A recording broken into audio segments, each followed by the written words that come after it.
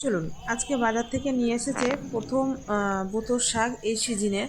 তবে বোতল শাকটা না খেতে খুব ভালো হয়, খুব নরম হয় আর খুব তাড়াতাড়ি রান্না হয়। তার সাথেও নিয়ে এসেছে অনেক রকমের মাছ। সব মাছগুলোকে ভালো করে গুছিয়ে ধুয়ে পরিষ্কার করে রেখে দেবো ফ্রিজে। এটা আমাদের 3-4 দিন এখন হয়ে যাবে। তো এই যে নিয়ে এসেছে এখানে একটা বড়ো সাইজের সিলভার কাপ মাছ আর ছোট ছোট বাটা মাছ আর পুঁটি মাছ। এই বাটা মাছগুলো না আমার মেয়ে খেতে খুব ভালোবাসে, এই ছোটো ছোটো বাটা মাছগুলো।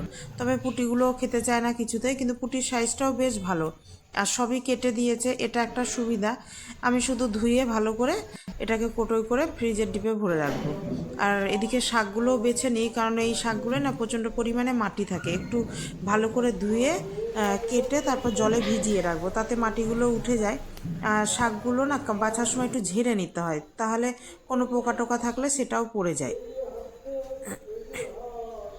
সব শাকগুলো আমার আজকে লাগবে না, অর্ধেকটা করব আর অর্ধেকটা থাক, কালকে বেছে তখন আবার করব।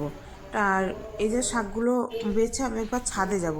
মাসি এসেছে, মাসি একটা উনুন পেতেছে, সেই উনুনটা ঠিক করবে বলে। এই যে আমার উনুনটা অনেক বড় করা হয়ে গিয়েছে, তাই মাসি বললাম একটা ছোট করে উনুন করে দিই।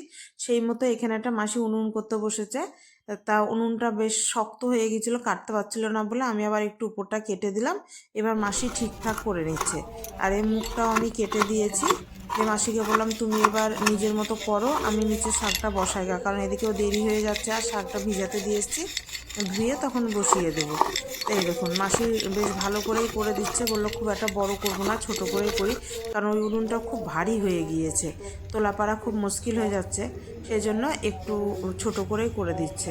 আর মাসিরা এগুলো তো ভালো পারেই। তাই দেখুন, চলুন এবার নিচে যাই, উপরে বেশিক্ষণ থাকলে হবে না, আমাকে আবার ওইদিকে শাকটা রান্না করতে হবে, তখন আবার বাবাকে খেতে দিতে গিয়েও দেরি হয়ে যাবে। বাকি রান্না আমার সবই হয়ে গিয়েছে, শুধু শাকটাই বাকি আছে। আর এই শাকগুলো এমনিতে হয়ও খুব তাড়াতাড়ি রান্না, মানে খুব একটা দেরি লাগে না। আর শাকটা করবো আজকে আমি মাছের তেল দিয়ে, নরম শাক তো একটুতেই সেদ্ধ হয়ে যায়। এই যে রসুন, কালো জিরে আর লঙ্কা ফোড়নে দিয়েছি, তেলটা খুব একটা বেশি দিইনি, এই মাছের তেলটা থেকে তেল বেরিয়ে যাবে। আর ছোটো ছোটো করে বেগুন কেটে দিয়েছি। এবার এটাকে বেশ ভালো করে ভেজে নেব। আর দিলাম লবণ, হলুদ। লবণটা একবারে শাকের মতো দিয়ে দিলাম, পরে লাগলে তখন আবার দেওয়া যাবে, কারণ শাকটা রান্না করার সময় একবারেই অল্প হয়ে যাবে। সেই মতো এটা বেগুনটা আর মাছের তেলটা ভালো করে ভাজা হয়ে গিয়েছে। এবার এর মধ্যে দিয়ে দেবো ওই কেটে রাখা শাকটা। তবে এই শাকগুলো না বেশ অনেকক্ষণ ধরে ভিজিয়ে রেখে আবার ভালো করে ধুতে হয়, নাহলে ভেতরে অনেক মাটি থাকে। এই যে শাকটা দিয়ে দিয়েছি, এবার একটু ঢাকা দিয়ে দেবো। দেখেছেন ঢাকা দেওয়ার পর কতটুকু হয়ে গিয়েছে, আর লবণ লাগবে না, ওই লবণেই হয়ে গিয়েছে। এবার ভালো করে এটা ভাজা ভাজা করে নেবো, তাহলেই হয়ে যাবে। জলটা মরে গেলেই, শুকিয়ে গেলেই মানে বা শাকটা নামিয়ে নেবো। আর এই শাকগুলো না খেতেও খুব ভালো হয়, কোনো চিনি দেওয়ার দরকার পড়ে না, এমনি একটা মিষ্টি মিষ্টি স্বাদ হয় এই শাকগুলো। চলুন এবার নামিয়ে নিই। এই দেখুন কতটুকু হয়েছে দেখেছেন। আজ রান্নার মধ্যে করেছিলাম পেঁয়াজ কলি আলু ভাজা, আর ওই বাটা মাছের আলু বেগুন দিয়ে ঝোল, ডাল আর শাক। এটাই ছিল আজকে দুপুরে আমাদের রান্না।